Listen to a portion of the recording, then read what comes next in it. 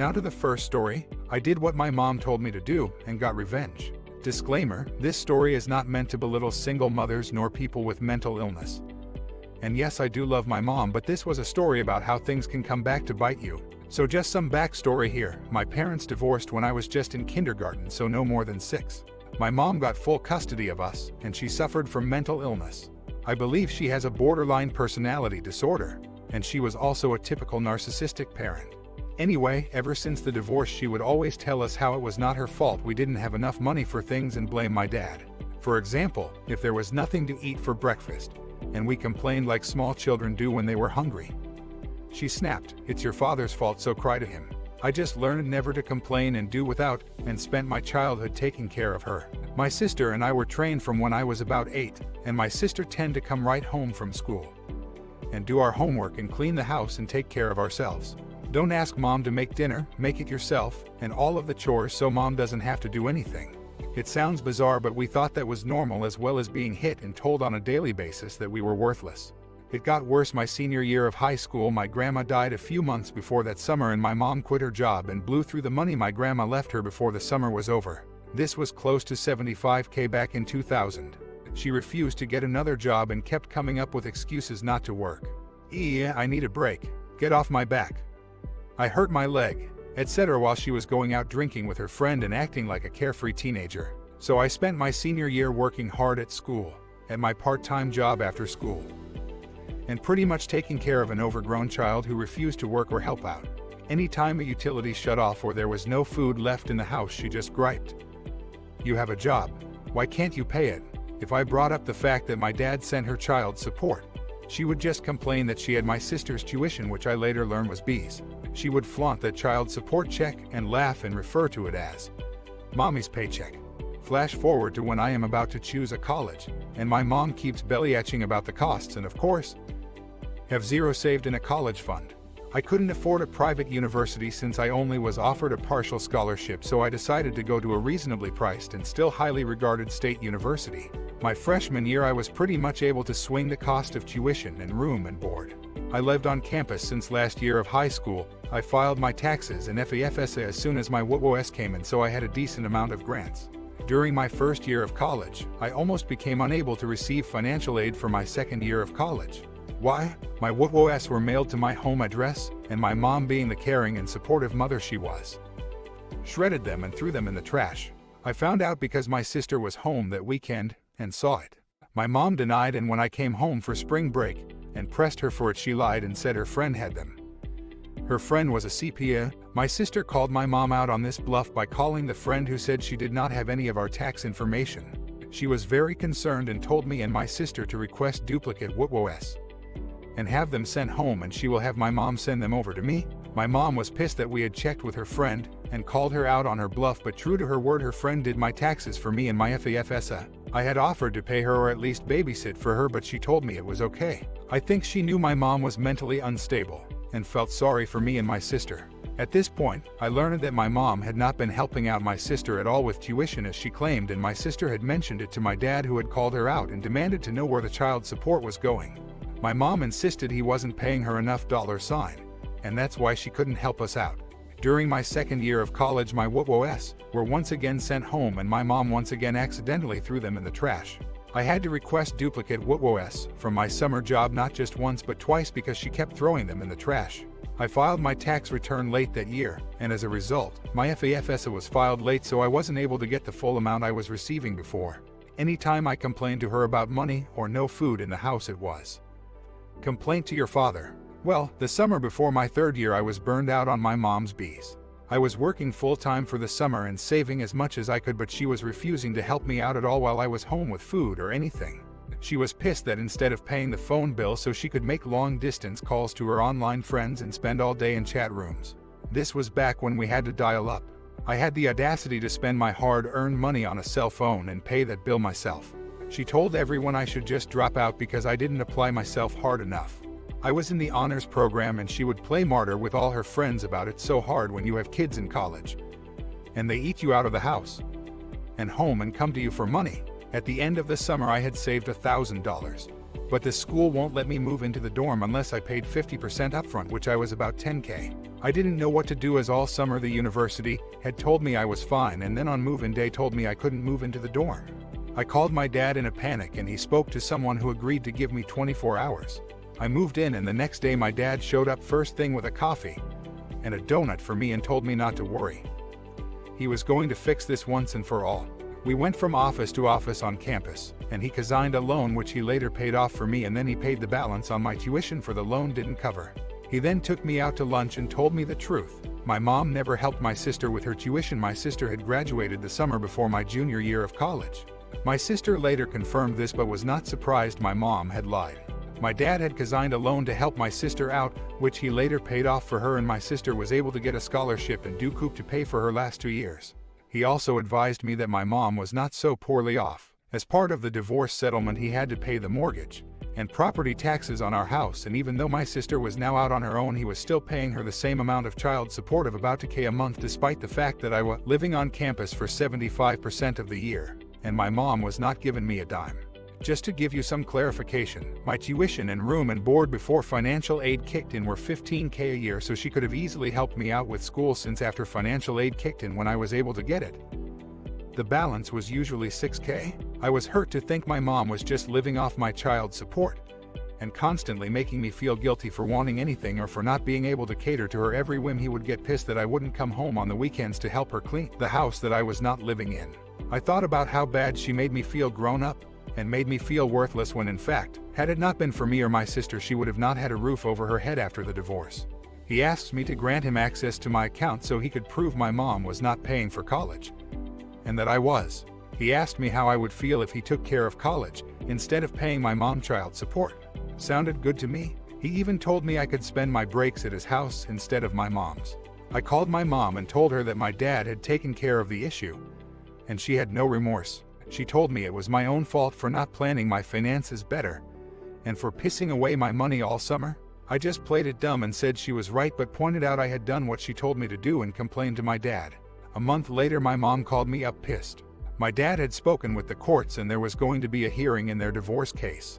My dad had proven that my mom had not been paying for mine nor my sister's tuition for college, and that was the very reason my dad was obligated to pay child support till I was done college. Since I was living on campus, it didn't make sense to pay her child support when I was not living at home most of the year. And she has given me 1 penny. My dad told the judge he would gladly pay for me to finish college, but he was not going to pay my mom any more child support, no pay the mortgage on the house. If my mom didn't want to take over the mortgage, they could sell the house and I could live with him over my breaks. My mom was freaking out over this and calling me selfish. I just reminded her that my tuition must cost a lot more than what she got in child support, since she was never able to help me with the cost of the school. She just kept laying guilt trips on me about how I was selfish because she didn't get to go to college right after high school, and how she never got to have for carefree years of college. I pointed out to her that she had not worked since my grandma died about 3 years ago, and that I was working and going to school at that time while she got to live a carefree life. She pretty much ripped me a new one at that point. She tried to get back at my dad by not paying utilities on the house to make it seem like she needed the money. She then told me that the electricity and water were now shut off, so if I wanted to come home for winter break I needed to help her out. She had moved in with her boyfriend at his condo. I just told her that I would miss her but that I would just go to my dad's for winter break. She was pissed and cried about how selfish I was for not wanting to come home for Christmas. Side note, the Christmas before my present was throwing out many of my personal belongings. Why? My mom was pissed off at me that I didn't want to come home one weekend to help her clean, because to get home I had to take to buses, to trains, spend $20 one way and wait for her to hopefully remember to pick me up at the train station, which was a whole 20-minute drive for her after I had traveled for 4 to 5 hours because I had finals. And I told her I would help clean for the holidays when I came home for winter break. Her response: she took all of my things, threw them in boxes, and threw them out on the front lawn. Most of my things were destroyed by being left on in the rain, and I weigh most of them. I told my mom that I would come and visit her over my winter break once she got the utilities turned on. I told my dad what was going on, and he said he and my stepmom and my half-brother and sister were thrilled I was going to stay with them for winter break, and he can get me a job in his office as well for winter break. He also called my mom and reminded her that the child support had not stopped, and they were going to list the house in a few months, so what was this nonsense about the utilities being shut off? She was pissed but magically came up with the money to turn them back on. That spring my dad took officially by the court took over my college tuition, and he even made sure I got my full financial aid since he had picked up WOS for me. My mom lost her child support and was told by the judge that she better cooperate with the sale of the house and keep up with the utility bills, etc., so it would sell. Her boyfriend moved in with her till the house sold and she moved to another time zone. The real kicker? It was cheaper for my dad to pay college costs than to pay her child support. To summarize, my mom abused and exploited me, and I got my revenge by causing her to lose her child support and free rent by doing what she told me to do for years. Complained to my father. No regrets. And on to the second story. How fast was the heathen going when he backed into ya, father? I'm not sure this strictly could be called pro-revenge. But then, I wasn't sure it could be called malicious compliance. But it was well received and suggested to cross-post it here. If this was a mistake, just let me know and I'll remove it. Also, I'm going to be deliberately vague about places and exact dates. For reasons that will be apparent shortly, any and all dialogue is to the best of my memory and probably sounds a lot cleverer than it really was. But isn't that always how one remembers these things? Background: this was back in the 1990s. I'd recently been medically retired from the military and was attending college in Texas. My wife was working in her chosen field while I did my level best to decide what I wanted to do with the rest of my life. Anyway, one day I left the campus, going around the backside to avoid the traffic. I was heading over to pick my wife up for lunch and ended up sitting behind another car at a stop sign. The car in front of me was a brand new Chevy, one of their little sexy models. The actual trade name escapes me at the moment in candy apple red. Being driven by a fairly new blonde, also a little sexy model whose name will also slip by unuttered. I Saturday an old sailor in an old pickup, just listening to the radio and thinking about lunch when the Chevy drove into the intersection. And then stopped. I didn't think anything of it, so I hadn't done more than put my hand on the gear shift in preparation of pulling up. When suddenly, with a suitable squeal of the tire, the Chevy shot back at me. I slapped the shift into reverse but was too late.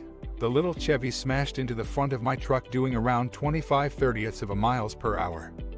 After a second, I cut my engine, got out of the cab, and walked around to the front of my truck. The good news was that I could see that I wasn't going to have to worry about that loose belt squeal anymore. The bad news is that the front of my little pickup was pretty much totaled. Grill drove back into the radiator, water all over the pavement. Headlights smashed. I bent down and noted that there seemed to be oil leaking as well.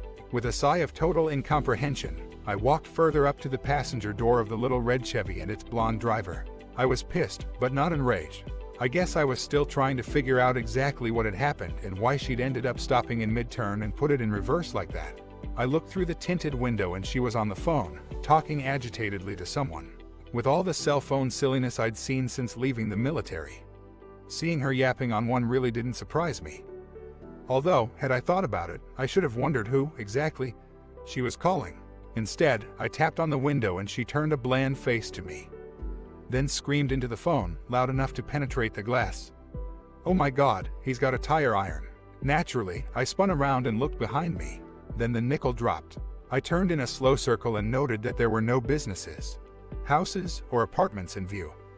Nor was anyone on the sidewalks or walking down the roads. For that matter, the only traffic was several blocks away in any direction. Her little car was sitting at the stop sign, almost exactly where it had been when I pulled in behind her. I stepped back and looked at our vehicles. Yup, it looked for all the world as if I'd rear-ended her. Damn, the little bitch had set me up. I quickly walked back to my truck, thinking as fast as I could. Any minute now, a police car was going to show up, called by the little blonde, expecting to find a crazed man with a tire iron. And I dearly needed to not be that man. I pulled my tire iron out from behind my seat and threw it as far as I could into the nearby field. Then jumped into my truck. I was a slim chance, but it was the only hope I had. I made sure the truck was in reverse, then belted myself in. Slammed my face into the steering wheel. Opened my door and heard sirens not too far away, and half slumped out the open door at an uncomfortable angle. I went limp just as the police car screeched to a halt. I ignored the policeman screaming at me to get out of the truck, trusting that my limp body would not move him to open fire. He finally edged his way over, noticed the bloody nose, tugged at an eyelid. I made sure my eye was well rolled up, and let me drop back into position. I stayed limp while he checked on the blonde, who was near hysterical with fright over the lunatic with the tire iron. Until she saw me, that is. I'd hoped that her rearview mirror was as off as it looked, or that she'd be too involved with concocting her own story to notice what I was doing. At seeing my body hanging limply below the driver's door of my truck, she stammered to a halt. The second set of sirens had been getting closer, and the policeman told the now silent blonde to stay in her car. A few seconds later, someone cut me out of my seatbelt and laid me on the ground. A competent set of hands checked my vitals, and within a few seconds, a harsh and demanding smell flooded my clotting nose. I fought it for a few seconds and made a pretty good display of a man coming around after having been knocked out. I immediately made to throw myself to the side and stopped, half being restrained and a half staring wildly around to see what had happened. The medic Saturday back when I Saturday up, looked at the front end of my truck and moaned, "What the fuck did that idiot do to my truck?" He told me to lie back down and started asking me professional questions about where I hurt and could I feel my toes and all that crap. Every few seconds, I'd look back at the wreck and mutter about the idiot backing up like that. And what the hell had he been smoking? Little bits of angry stuff. The policeman, having gotten the blonde's statement, walked over and asked me if I felt up to talking. I said I felt fine, just a little sore. The medic okayed it and helped me to my feet. I gave the officer my license and proof of insurance, and included my retired military ID card. Then Saturday on my front seat and, as if I just noticed it, asked what had happened to my seatbelt. He explained that I had to be cut out of it, and I shrugged. Just another item for his insurance company to pay for, I guess. What the hell was his story, officer? Why did he back up that way? The policeman looked sharply at me and asked me what I meant. I described exactly what had happened, but concealing the fact that I knew that it was a female driving the Chevy and kept referring to her as him. After I got done and he'd finished writing it all down, he asked if I had any proof. Proof? What do you mean, proof? I frowned at him, then let my jaw drop a bit. Hey, wait a minute. You ain't telling me that guy, that idiot is saying that I did this, are you? He admitted that the other driver's story was that I'd red-ended her, not him, and then threatened her with a tire iron. I frowned again and informed him that I didn't have a tire iron, that it was sitting in the garage of my house, a couple of hours away. I moved aside as he searched the cab of my truck, and caught a lucky break when he noticed, without my having to point it out to him, that my truck was still in reverse. He got out of my cab, frowning, then asked me to stay where I was and walked up to the Chevy. He then asked the blonde to step out of her car and, when she'd done so, leaned into the open driver's side door. After a few seconds, he stood back up and asked the girl to repeat her statement of what happened. It was a marvelously teary bit of acting, but she almost blew it by being somewhat puzzled when he didn't react. Instead, he asked her to go on and describe everything that had happened after the accident and everything she'd done then. She backed down from the tire iron story, saying that it might have simply been a reflection on her window, but insisting that I'd at least beaten on her window and that I'd simply been putting on an act for their benefit. The policeman looked over at the medic, who slowly shook his head. Years of doing search and rescue might not have done much good for me physically, but I sure as hell know what an unconscious man acts like. The policeman then asked her if she'd tried to drive away, or had she immediately shut off her engine. She said that the engine had died and, no matter what lies I'd said, that she'd never tried to leave the scene of the accident. The policeman nodded once and asked the medic to step over. He then asked the medic to sit in the Chevy and confirm that it was in reverse. I love smart people. I didn't even have to suggest he checks. When I last saw the little blonde, she was honestly crying. She was also handcuffed and being driven away, arrested for making a false police report. Some legal mumbo-jumbo about trying to run a con, and my favorite part, assault and battery. Once she'd realized that she'd blown it, about the same instant she was handcuffed, she started weeping and explaining that she didn't have the money for the payments on the car, and that her only option was to fake an accident, but that I'd been faking, too, and hadn't been injured. You gotta believe me, she wouldn't lie about that. I signed my name to an almost letter-perfect statement of events over at the police station, being careful to never mention in my own statement about how my nose got banged up, or how I'd ended up unconscious and hanging out of the door. The arresting officer's report, as well as the EMT's, had already noted that it appeared that I'd either been partially ejected by the impact or might have been trying to get out of the truck at the last moment. I've always believed that one should never sign one's name to a false statement. Wisest, in the long run, don't ya think? Turned out that her car insurance was good, however, and they paid for my little pickup's repair. The damage wasn't as bad as it originally looked, thank God. A little front-end work, a new radiator, and assorted other dinged or dented gizmos. A little cosmetic surgery to make her outside look right once more. Hell, the mechanic is even going to toss in a full overhaul, including fixing that damn fan belt. I had to drive a loaner for the next week, also care of the blonde's insurance, and the irony of this will make you laugh. It was a little red Chevy. Nice car, and my wife and I had a ball riding in it, but way too expensive for a guy like me to drive every day. Hell, a car that nice might have made me try something stupid to make the payments. P.S. The title is the punchline from a fairly appropriate joke. Extra points if you can identify it just by the punchline.